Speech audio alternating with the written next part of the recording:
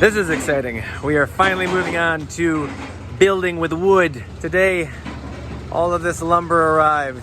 I didn't realize how heavy all this wood was until I tried to carry it by myself to the backyard. There's about 8,000 pounds of wood on this truck.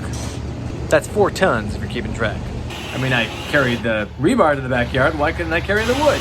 We ran into a bit of a problem with the tree. He had to move back and forth a few times to avoid hitting the branch. And of course, my neighbor had to come and inspect. Hi, Steve. Welcome back to Construction Now, Season 2. That's right, this is a short little welcome back video. Don't worry, they'll get a little longer, but not too long. I try to keep them short. What did we learn today? Wood is really heavy. They dumped all that on the street, similar to how they dumped all the rebar on the street. And I was able to carry the steel rebar to the back, and I thought, well, I carried steel, I can carry wood. No. The rebar is about that thick. The wood is about that thick. And they were like 20 feet long, some of these things. No way am I carrying that to the backyard by myself. So I asked for help. And you know what? It's okay to ask for help, especially when you're carrying heavy objects.